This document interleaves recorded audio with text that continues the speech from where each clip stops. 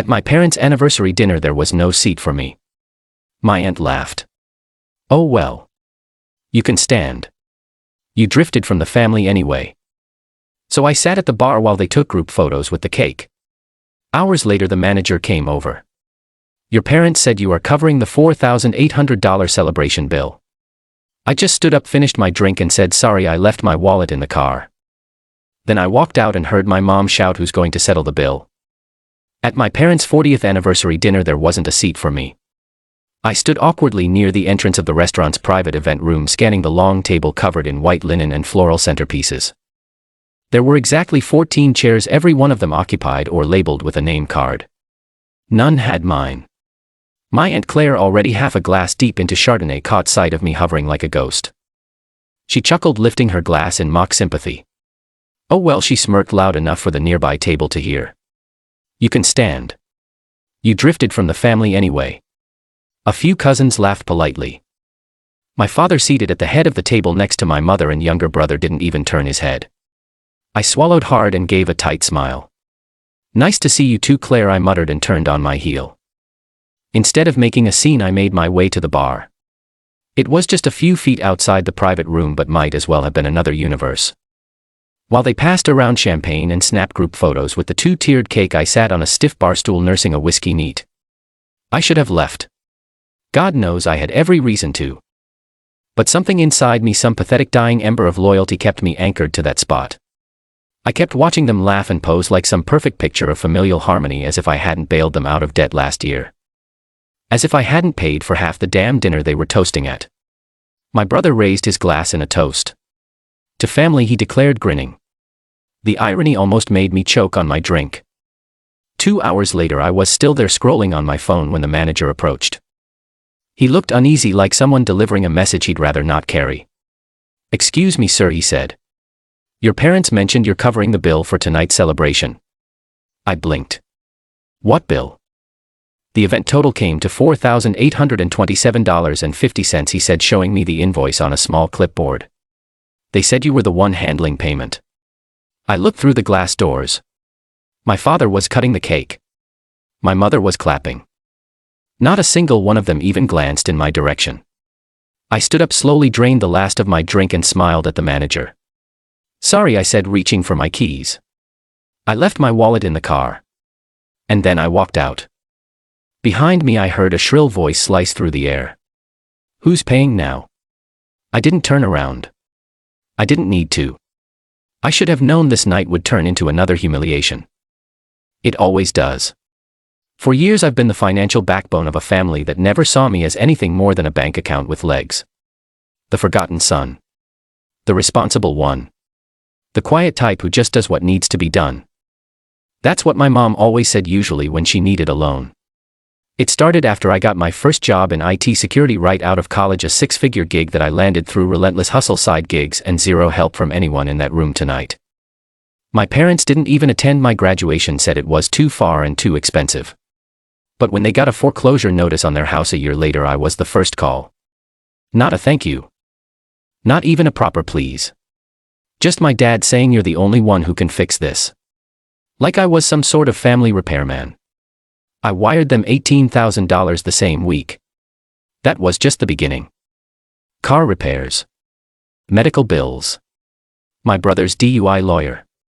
My cousin's surprise baby shower. Every crisis somehow landed in my lap and I kept showing up like a fool. But what really shattered me, what broke something deep inside, was how they treated me when I stopped writing the checks. It happened 6 months ago. After years of support, I told them I was buying a condo, finally investing in my future. I explained that I need to cut back on handouts. The silence on the other end of the phone was thick. Then came the guilt. After everything we've done for you, Mom sighed. You'd rather let your family suffer than postpone buying a couch. Dad snapped. You wouldn't even have that job if it weren't for the work ethic we taught you, my brother chimed in. The same brother I once paid $2,000 to get out of jail for public intoxication. That was the night I decided I was done. I started saying no. No to paying for my brother's new apartment after he got evicted for the second time. No to loaning my parents money for a cruise they swore was for Dad's health. No to funding yet another one of my cousin Olivia's MLM schemes. And the colder I got with my wallet, the colder they got with their affection. Family dinners stopped. Group chats died. I wasn't invited to birthdays. When my uncle passed away, I found out through Facebook. So when my parents invited me to their 40th anniversary dinner, the first invitation in months, I thought maybe things had changed. Maybe this was an olive branch. Maybe, just maybe, they missed me. But no. It was a setup. I wasn't listed on the official RSVP. There was no name card for me at the table. And then, like salt in the wound, Aunt Claire delivered her little dagger. You can stand. You drifted from the family anyway. And they all laughed like I was the joke. And yet I still stayed. Sat at the bar like an idiot, clinging to that last thread of loyalty, watching them pose for pictures with a cake I probably paid for, drinking expensive champagne while pretending they hadn't. Iced me out of their lives the second I stopped acting like their personal ATM. Then came the final insult. The $4,800 bill dumped on me like I was some background extra in their fake little play. That's when I realized something. They didn't see me. Not as a son. Not as a brother. Not even as a person. Just a resource. And when a resource stops being useful, you discard it. So I walked out. For the first time in my life, I let them clean up their own mess. But that was only the beginning. Because if they thought walking out on that dinner was the end of the story, they had no idea what was coming. I didn't hear from them for 2 days. No calls. No texts. Not even one of those fake friendly emoji reactions my mom used to send when trying to manipulate me back into the fold. Just silence. Thick strategic silence. But on the 3rd day the mask slipped. My phone lit up like a Christmas tree. First it was Mom. 5 missed calls in 1 hour. Then Dylan, my golden child of a brother, calling twice back to back, something he never did unless he wanted something expensive. Then Aunt Claire texting, you need to apologize. Your behavior was humiliating. That dinner was for your parents, not you. Right. Because celebrating their 40th anniversary by excluding one of their sons and then making him pay for it was totally acceptable. By noon a group chat appeared titled, I kid you not, family responsibility. The message read, we were deeply embarrassed by your stunt. Walking out like that was childish. You humiliated your father on a very important night. The manager said the bill is still unpaid. You committed to covering the costs. We are asking you to make this right by the end of the week. Family is family. No greeting. No apology. Just the same passive-aggressive tone I'd been hearing since I was old enough to spell my name. No one acknowledged there had been no seat for me. No one acknowledged Aunt Claire's dig. No one said, hey, maybe we could have handled this differently. And that was when something shifted inside me. Not a flicker of fire. Because here's the thing, I had always been the fixer, the bridge, the peacemaker, the one who quietly paid the medical bills, the car repairs, the overdue rent. I was the guy who sent birthday gifts even when no one remembered mine. I'd funded Dylan's second failed real estate license exam and I never even got a thank you. But that day, that message, that was the final insult on a graveyard of betrayals. So I began to respond, not in words but with action. First I emailed the restaurant manager directly, attached screenshots of our messages, the lack of formal agreement. I pointed out that I had never signed or agreed to cover the celebration. His response came swiftly. Thank you for the clarification. We'll be updating our records and contacting the original booking party. Translation: the bill, all $4,827 of it, was now my parents' problem. Next I took to Facebook. I wasn't planning to go public, but something in me wanted the silence to end. So I wrote, for years I gave everything I had to a family that only saw me as a source of money. I paid for surgeries, bailouts, car repairs, even a vacation once. But when I said no for the first time, I was excluded. At my parents' anniversary dinner, which I wasn't even seated at, I was expected to cover a $4,800 bill without a word of thanks.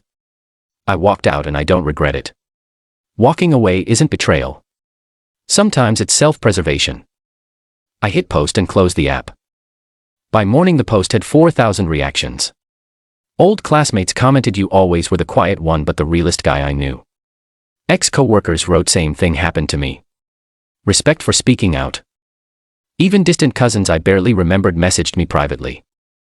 Honestly, we've always seen how they treat you. You're not crazy. Then came the message that made my stomach churn.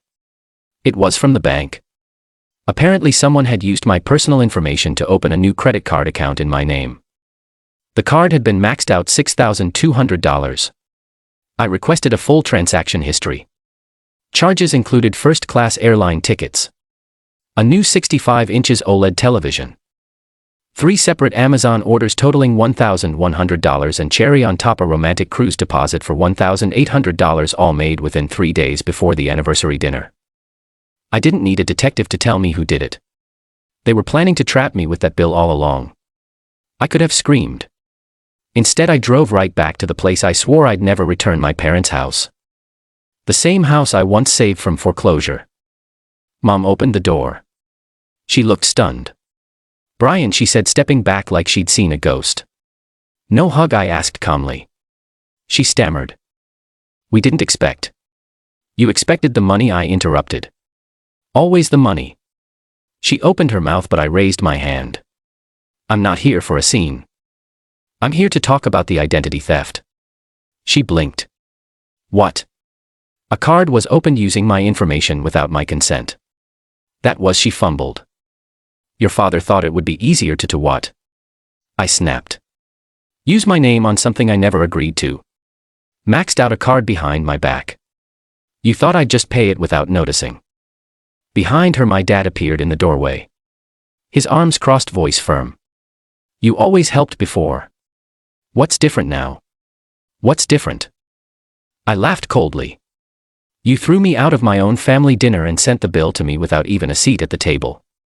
You used my name to fund your cruise and your goddamn new TV. What's different is I finally see who you are. We're your parents," he barked. "We gave you life. And I gave you my savings." I shot back. "I gave you my 20s. I gave for years, but the moment I needed space I was pushed out." Mom's voice cracked. "We were counting on you. You were using me." I pulled a folder from my coat and handed it to them. Affidavit. Bank statements. Filed a formal report with the bank. You have 48 hours to resolve this or I'll escalate through formal channels. And I'm prepared to take all necessary legal steps. Don't do this. My mom whispered, her voice small. I didn't do this, I said quietly. You did. I turned to leave. And that's when I heard it. From behind me, my father's voice cracking. Who's paying now? I paused in the driveway. Turned back just enough to meet his eyes. You are, I said. Finally. Then I walked away. I wish I could say walking away from that house felt like a movie ending. Clean, triumphant, cathartic. But truthfully, it felt like my lungs forgot how to breathe. I got into my car and sat in the silence for a long time. No music. No GPS. Just the distant of my parents' neighborhood, the one I'd helped save more than once, now completely behind me. My phone buzzed. Mom, Brian, let's talk. We didn't mean for it to go this far. Blocked. Dad tried next. If you go through with this, you'll regret it. Family doesn't turn on family. Blocked. Then Dylan, my brother, the golden boy, the one who always knew how to twist the knife. You've made your point. Now grow up and fix this. You owe them. We all know it. I stared at that message for a long time. Then I opened my banking app and transferred one to Dylan's Venmo. Caption. Here's everything I owe. Then I blocked him too. The next 2 weeks were a storm. I filed a full identity theft report with my bank and froze all my credit. I had to sit through hours of paperwork, calls with fraud departments, and verifications. But I wasn't just doing it to protect myself. I was sending a message. I'm no longer available for financial support. Then, just as I thought things might cool down, the universe threw gasoline on the fire. A friend from college sent me a screenshot from Facebook. It was a post from my cousin's page, which I'd been blocked from years ago for refusing to invest in her essential oil pyramid scheme. The post was a long rant about certain people in the family who had lost all sense of decency and were calling out their family publicly. It included a link to my original viral Facebook post and screenshots of my fraud complaint. She ended with, "We're a family, not a business transaction. Anyone siding with Brian needs to reevaluate their priorities." The comments split. Half the family piled on with fake outrage.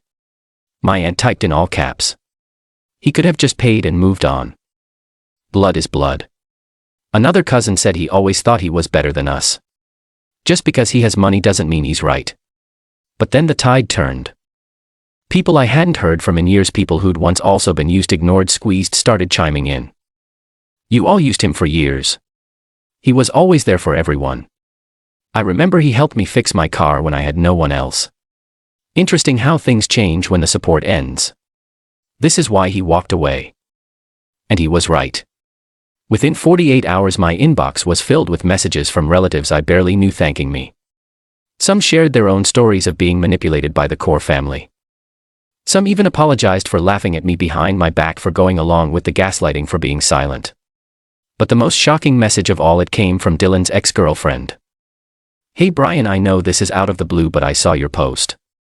I've kept quiet for a long time, but I thought you deserved to know.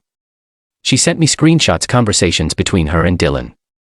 Messages where he bragged about how Brian always pays when we ask. He'll pay for the whole dinner if we guilt him right. Another where he said my mom's using his info to open the card today. He won't say no. He never does. He won't push back. He won't push back. That word hit me like a freight train because for years I'd believed it. I thought being quiet, accommodating, invisible meant being strong. But that wasn't strength. That was silence. And silence helped them build their empire of entitlement. So I took the screenshots and I sent them directly to my parents. No caption. No explanation. Just, this is who you raised. The next morning I got a call from a restricted number. I let it go to voicemail. It was my dad. Brian, I saw what you sent. I didn't know. I swear to God I didn't know.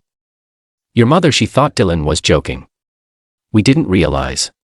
He trailed off. Then quietly, I think we made some mistakes. I didn't call back. A week later the credit card balance was paid in full. The fraud report was closed. I was finally legally free of them. But the emotional untangling, that took longer. I spent nights staring at the ceiling, wondering how I let it go on this long. How many birthdays I paid for. How many medical bills. How many guilt-driven phone calls I answered just to keep the peace. And then came the guilt for not feeling guilty because I didn't miss them, not even a little. What I missed was the idea of family. But that idea was dead. So I built something else. I moved. Got a new place, smaller but cozy. My own photos on the walls. My own mugs in the cabinets. My name on every document. No one else's. I reconnected with old friends. The kind of friends who never asked for money, only my time. We started game nights again. Cookouts. Laughter that didn't cost me anything. And the craziest part? I felt light. Like I'd shed 1,000 pounds of invisible chains. One night I got a message from a name I hadn't seen in a decade. My cousin Lena, the quiet one who used to sit next to me at family dinners, always polite, always shy. Her message was simple. Just wanted to say thank you. You said everything I've wanted to say for years. I cut ties too. And seeing you do it helped me not feel so alone. And that was it. The moment I knew I'd done the right thing.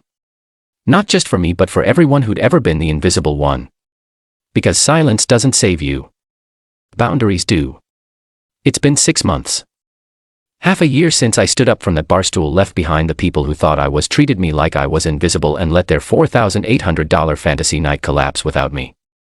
They still talk about it, I'm sure. I imagine Aunt Claire probably surprised when the bill came back their way. My mother panicking when the manager asked for her credit card. My father fuming in disbelief that his silent son finally stopped being useful. I wasn't supposed to walk out. I was supposed to take it. Smile. Nod. Hey. But I didn't. And I've never been freer. I moved cities 2 months after the fallout. Got a new job offer from a cybersecurity firm that actually values my work, my time, my voice. They gave me a signing bonus. I used it to buy a couch, not for guests, not for family dinners, for me. I wake up now without that weight in my chest. No missed calls full of guilt. No sudden requests for just a little help this month. No manipulation packaged as obligation. Silence. Blessed earned silence. And then one day it ended. Sort of. A manila envelope arrived at my new place. No return address. Inside, a handwritten note. From my father, Brian, I don't expect forgiveness, but I owe you the truth. He admitted it all, that they knew about the card, that Dylan wasn't joking, that my mom told him to just wait it out because Brian always caves eventually. But then I walked out and I didn't come back. And for the first time in his life, he had to deal with consequences. The bank froze their accounts after confirming the misuse. Their cruise was cancelled. They lost their deposit. But worse, the story got out. That post of mine, it didn't just go viral among friends. Someone sent it to my dad's work contacts, to his church group, to people who used to admire him. He didn't write to apologize. He wrote because he was broken. I thought I was the patriarch, the provider. But it turns out I became someone who only took, not gave back. And the one person I depended on most was the one I dismissed. He enclosed a photo. A real one. Not photoshopped. Not posed. It was the only known group shot from that anniversary dinner, the one I wasn't invited into. There they were, my parents, Dylan and Claire, some cousins. And right there in the middle, an empty chair. No one sat in it. No one filled it. He'd asked the photographer to leave it that way just in case you changed your mind and arrived late. Bullshit, but poetic. I didn't respond. I didn't need to, because I've learned something. Closure comes from finally choosing yourself. It comes from knowing you were right to walk away. From realizing that love without respect is just control dressed up in tradition. From no longer defining yourself by what you can give to people who only take. A few weeks ago, I saw Dylan's name pop up on LinkedIn. Unemployed. Again, I didn't laugh. I didn't smile. I just scrolled past. Because that's all he is now, a name. He's someone from a chapter I've closed. A ghost from a past. And my mother. She finally reached out to send a message through a mutual acquaintance. We're selling the house. Things haven't been the same since you left. No kidding. You kick the foundation out of a house long enough, it crumbles.